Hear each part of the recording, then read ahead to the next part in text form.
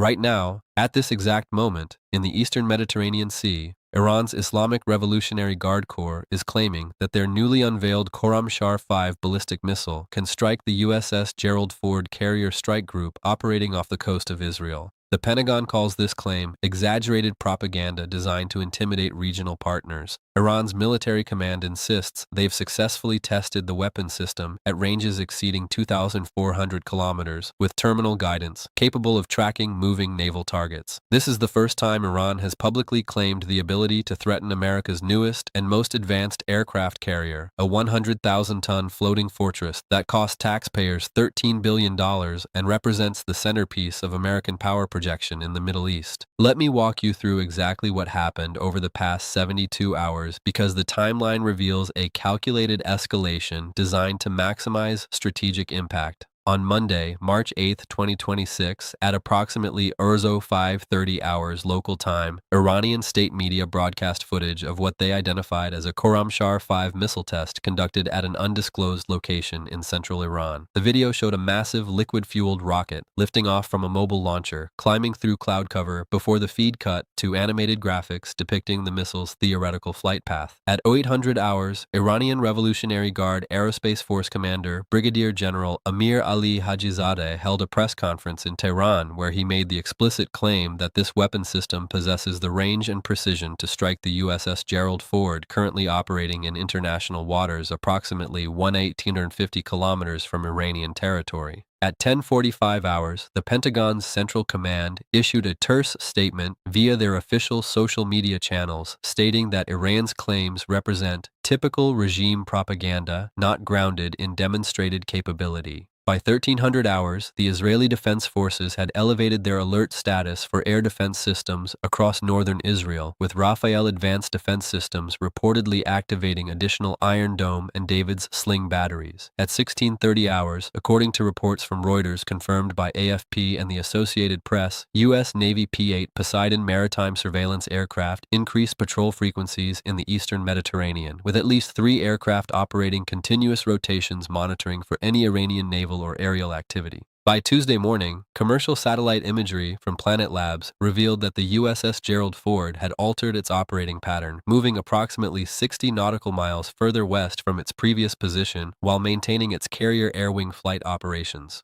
At 0920 hours on Tuesday, Iran's Tasnim news agency, which maintains close affiliation with the Revolutionary Guards, published what they claimed were technical specifications for the Khorramshahr-5, including range estimates of 2,400 kilometers, a payload capacity of 1,800 kilograms, and a terminal guidance system described as incorporating both optical seekers and radar correlation technology. At 14:15 hours Tuesday, anonymous U.S. defense officials speaking to the Wall Street Journal characterized Iran's claims as part theater, part genuine capability development, all concerning.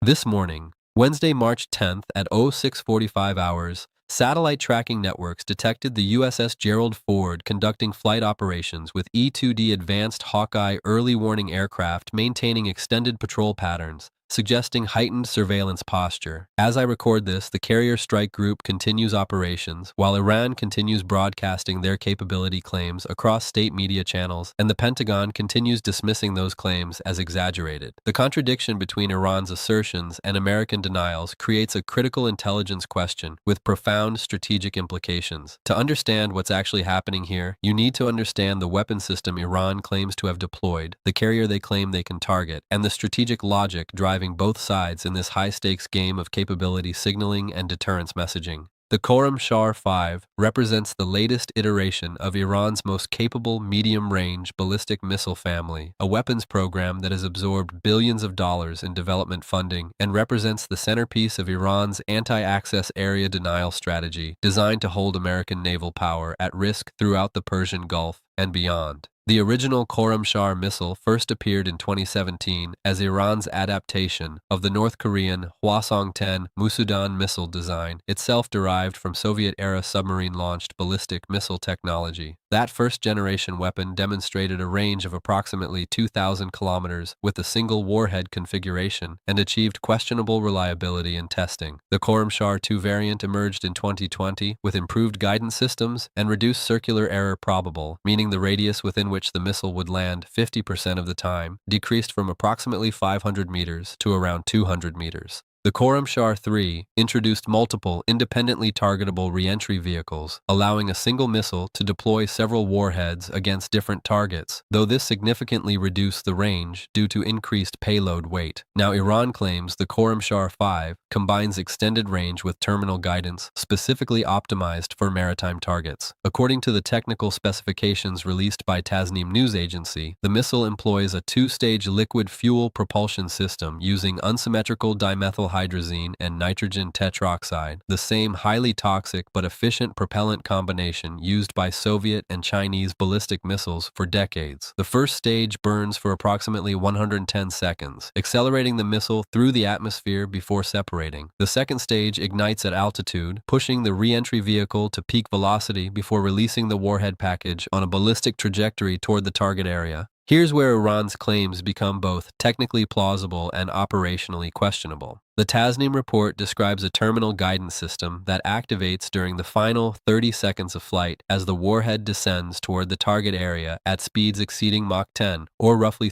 4 kilometers per second. The system allegedly employs an optical seeker that acquires visual imagery of the ocean surface, identifies the target ship through pattern-matching algorithms comparing observed imagery against stored reference templates, and makes final course corrections using small reaction control thrusters to steer the warhead onto the target. This represents a significant technical challenge because the warhead is descending through the atmosphere at hypersonic speeds while experiencing intense aerodynamic heating and vibration that makes precision imaging extremely difficult. Multiple defense analysts, including Dr. Jeffrey Lewis at the James Martin Center for Non-Proliferation Studies, have noted that while China has demonstrated similar anti-ship ballistic missile technology with their DF-21D and DF-26 systems, Iran's industrial base and testing infrastructure lag significantly behind Chinese capabilities. Dr. Lewis stated in an analysis published Tuesday that Iran's claim should be taken seriously as a development goal, but remains unproven as an operational capability. The key technical hurdle is the kill chain, the sequence of detection, tracking, targeting, and engagement required to actually hit a moving ship. For Iran to successfully strike the USS GERALD forward with a ballistic missile, they would need to accomplish several sequential tasks within a compressed timeline. First, they must detect the carrier's location. This requires either space-based surveillance satellites providing real-time positioning data, over-the-horizon radar systems capable of detecting large ships at ranges exceeding 2,000 kilometers, or human intelligence sources reporting the carrier's movements. Iran operates limited satellite reconnaissance capability through their Noor satellites launched in recent years, but these provide only periodic coverage rather than continuous tracking. Their over-the-horizon radar installations face significant limitations in target discrimination, meaning they can detect large radar returns in general ocean areas but struggle to differentiate between a carrier, a commercial container ship, or even weather patterns under certain atmospheric conditions. Second, assuming Iran detects the carrier's general location, they must develop a targeting solution, accounting for the ship's movement during the missile's flight time. A ballistic missile launched from central Iran toward a target 1,050 kilometers away follows an arcing trajectory that takes approximately 8 to 12 minutes from launch to impact, depending on the specific flight profile. During those 8 to 12 minutes, an aircraft carrier traveling at 30 knots, which equals approximately 55 kilometers per hour, could move between 7 and 11 kilometers from its position at missile launch. The missile's guidance system must predict where the carrier will be, not where it was when targeting data was collected. Third, the warhead must survive re-entry into the atmosphere without burning up or tumbling out of control, maintain guidance system functionality despite extreme aerodynamic forces and heating, acquire the target visually through clouds and sea spray and atmospheric distortion, distinguish the carrier from decoys or nearby ships, and execute terminal maneuvers to actually hit the target rather than splashing harmlessly into the ocean 50 or 100 meters away. Each of these steps represents a significant engineering challenge that even advanced military powers struggle to master consistently. The USS Gerald Ford presents an exceptionally difficult target because it doesn't operate alone and it possesses layered defensive systems designed specifically to counter ballistic missile threats.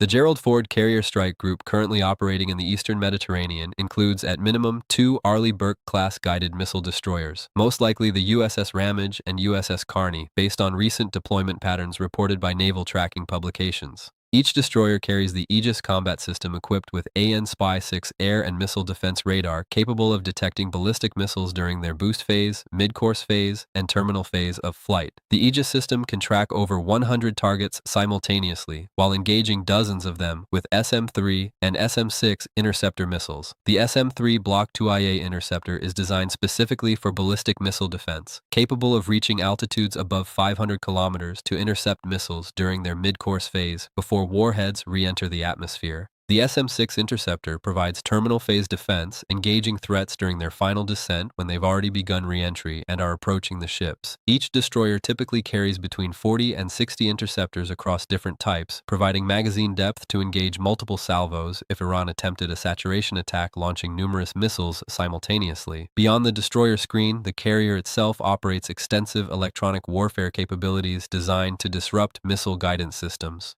The AN/SLQ-32 electronic warfare suite can detect missile seeker radar emissions and deploy sophisticated jamming patterns designed to feed false target information or overwhelm seeker processors with noise. The carrier also deploys Nulka decoy systems, rocket-propelled hovering decoys that fly away from the ship while broadcasting radar and infrared signatures designed to lure incoming missiles toward false targets rather than the actual carrier. The strategic logic behind Iran's capability claim reveals motivations beyond simple military intimidation. Iran faces an essential deterrence problem. They possess no naval forces capable of contesting American carrier strike groups in conventional surface combat. Iran's largest surface warships, the Mauj-class frigates, displace approximately 1,400 tons and carry short-range anti-ship missiles with maximum ranges of 120 kilometers. These ships would be detected and destroyed long before closing to firing range against a carrier strike group whose F-35C and FA-18EF aircraft can engage surface targets from distances exceeding 500 kilometers. Iran's submarine force consists primarily of diesel-electric boats designed for coastal operations, not the nuclear-powered fast-attack submarines required to trail and threaten carrier groups in open ocean. Lacking conventional naval power, Iran has invested heavily in asymmetric capabilities designed to impose costs and create risks for superior adversaries. This includes ballistic missiles, cruise missiles, drone swarms, mines, and fast attack craft equipped with anti-ship missiles operating in confined waters. The Persian Gulf's narrow confines, with its choke point at the Strait of Hormuz measuring only 34 kilometers wide at its narrowest point, creates geographic conditions favoring defenders with land-based weapons that can cover the entire waterway. But the eastern Mediterranean, where the Gerald Ford currently operates, offers no such geographic advantages. The open water provides American forces with maneuver space and standoff distance that negates many Iranian advantages.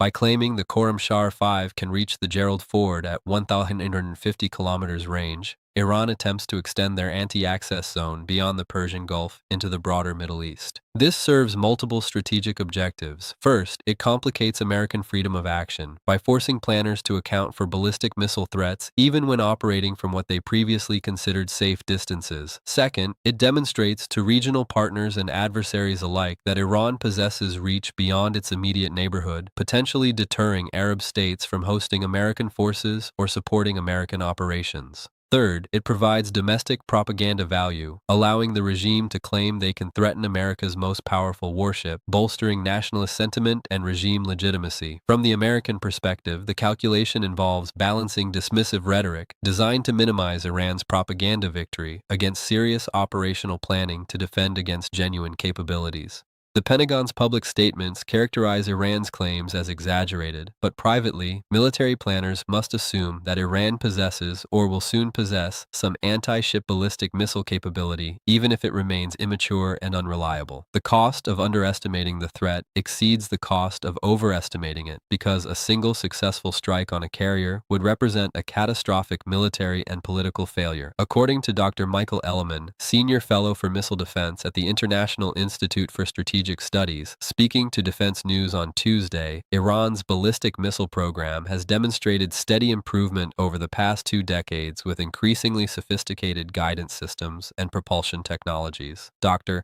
Element assessed that while Iran's current anti-ship ballistic missile capability likely remains limited, dismissing the program as pure propaganda ignores observable technical progress and incentivizes continued development. He noted that China's anti-ship ballistic missile program faced similar skepticism in its early stages before demonstrating credible capability through persistent testing and refinement. The timing of Iran's announcement carries significance beyond the technical capability claim itself. This revelation emerges during a period of intense regional tension following the October 7th attacks by Hamas against Israel and the subsequent Israeli military operations in Gaza. Iran-backed proxy forces including Hezbollah in Lebanon, the Houthis in Yemen, and various Iraqi militia groups have conducted sporadic attacks against Israeli and American targets throughout the region. The USS GERALD deployed to the eastern Mediterranean specifically to deter Iranian-backed escalation and provide the Israeli Air Force with additional capability if required to strike Iranian nuclear facilities or military infrastructure. By claiming they can target the carrier, Iran sends a strategic message that American military presence doesn't guarantee Israeli security, but rather creates additional vulnerabilities and escalation risks. This message aims to create political friction between the United States and Israel by suggesting that American support creates exposure to Iranian retaliation. It also signals to domestic hardline constituencies within Iran that the regime maintains capability to resist American pressure despite economic sanctions and international isolation.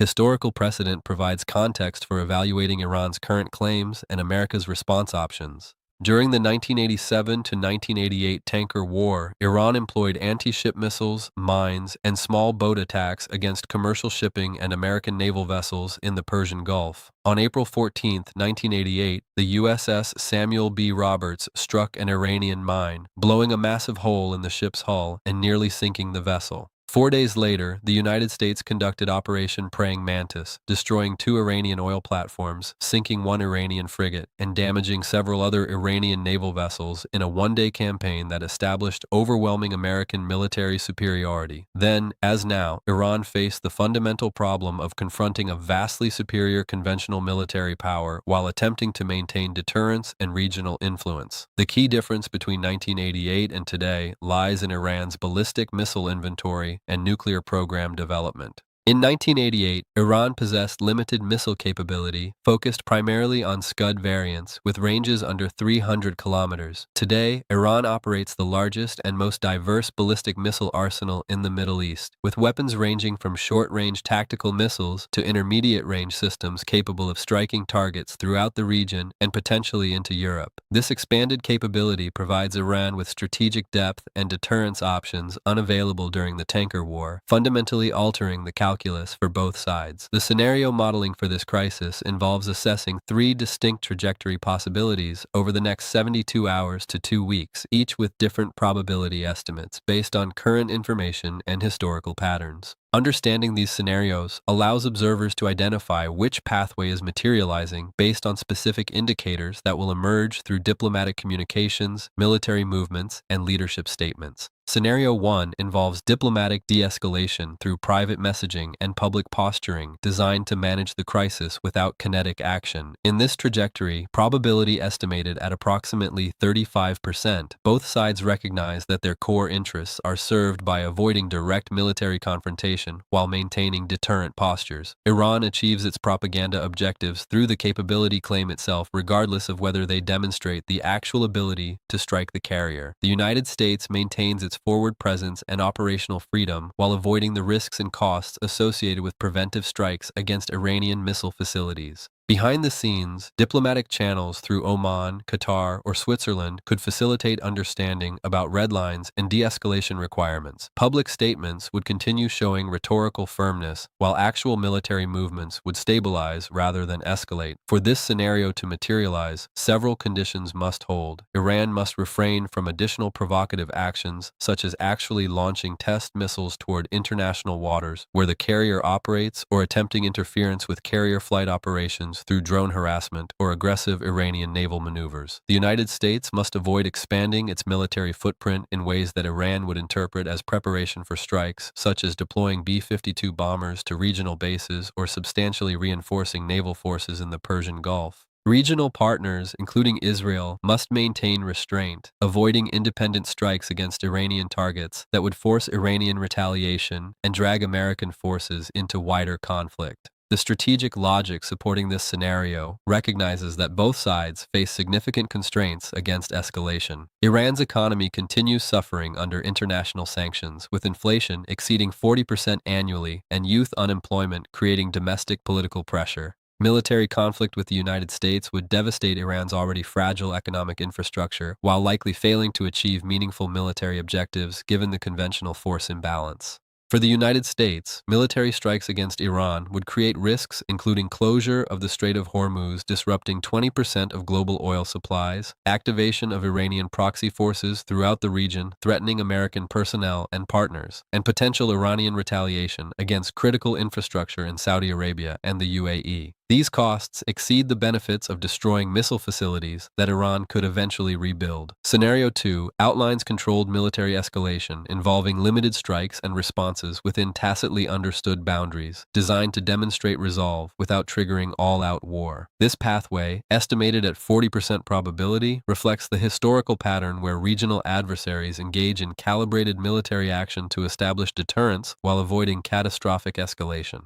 In this scenario, Iran might conduct a demonstration launch of the Khorramshahr-5 toward international waters in the Mediterranean, deliberately landing the missile far from any shipping lanes or military vessels but demonstrating the technical capability to reach the claimed range. The United States could respond with precision strikes against the specific missile production facility or test site, destroying infrastructure while avoiding mass casualties or attacks on leadership targets. This controlled escalation serves multiple functions for both sides. Iran demonstrates capability and resolve to domestic audiences and regional adversaries, while the missile's demonstrated range validates their deterrence claims. The United States shows willingness to impose costs for threatening actions, while the limited nature of strikes signals that regime change or comprehensive conflict are not the objectives. Both sides can then claim victory to their respective domestic constituencies, Iran by demonstrating they can strike American interests and survive, America by showing they can destroy Iranian capabilities with impunity. For this scenario to unfold successfully without spiraling into wider war, both sides must maintain clear communication about escalation limits through back channels even while exchanging fire. Historical examples include the 1987 Operation Praying Mantis, where American strikes were deliberately calibrated to punish Iranian provocations without attempting to destroy Iran's entire naval force or threaten the regime's survival. The essential requirement is that each side's retaliatory response remains proportional and targeted, avoiding mass casualties or attacks on symbolic targets that would create overwhelming pressure for further escalation. The risks of Scenario 2 center on miscalculation and unintended escalation.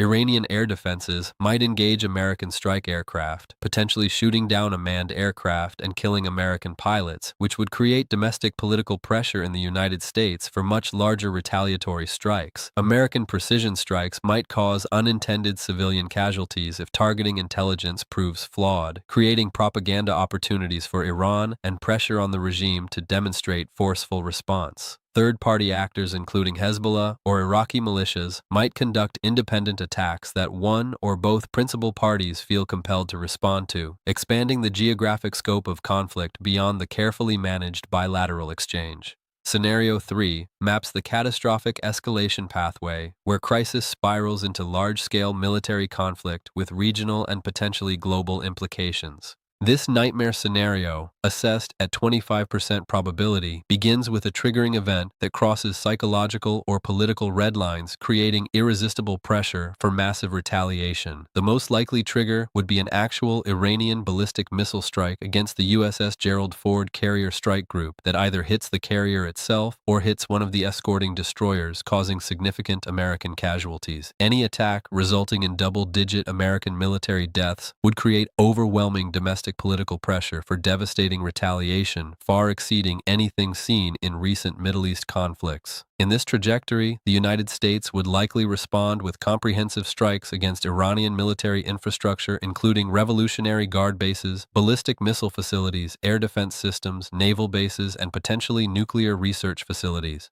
B-2 stealth bombers operating from Diego Garcia or Whiteman Air Force Base in Missouri would conduct deep penetration strikes on hardened targets, while carrier-based strike aircraft and Tomahawk cruise missiles from surface ships and submarines would engage hundreds of targets across Iran. The initial American response could easily involve 500-plus strike sorties and over 1,000 cruise missiles launched in a 72-hour campaign designed to comprehensively degrade Iranian military capabilities. Iran would face impossible choices in responding to such an assault. Attempting to close the Strait of Hormuz through mining, anti-ship missile attacks, and naval action would be the most likely response, immediately impacting global oil markets and drawing additional international actors into the conflict. Iranian ballistic missile strikes against American bases in Qatar, Bahrain, Kuwait, and the UAE would occur, potentially causing hundreds of casualties among American personnel and coalition partners. Hezbollah would likely receive orders to engage Israel with its estimated arsenal of 150,000-plus rockets and missiles, opening a second major front requiring Israeli air defense systems to engage thousands of targets simultaneously. Iraqi militia groups would attack the American embassy compound in Baghdad and other American facilities throughout Iraq, potentially creating another Benghazi-style crisis requiring emergency evacuation operations. The economic implications of Scenario 3 would be catastrophic.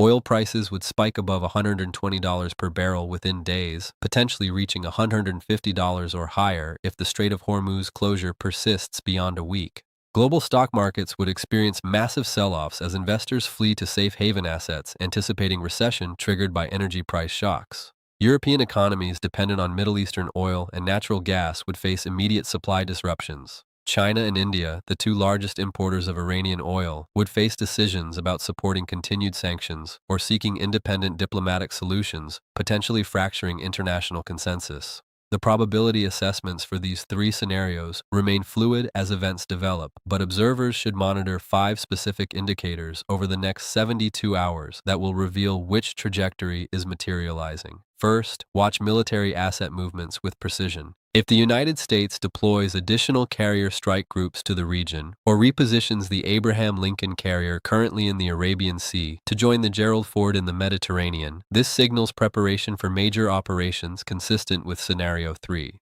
If the Gerald Ford maintains current operating patterns without significant reinforcement, scenarios 1 or 2 remain more likely. Second, monitor diplomatic communications carefully. If either Iran or the United States announces or acknowledges high-level diplomatic contact through intermediaries within the next 48 hours, this supports Scenario 1's de-escalation pathway. If official statements become more belligerent with specific threats replacing general posturing, movement towards Scenario 2 or 3 becomes more probable.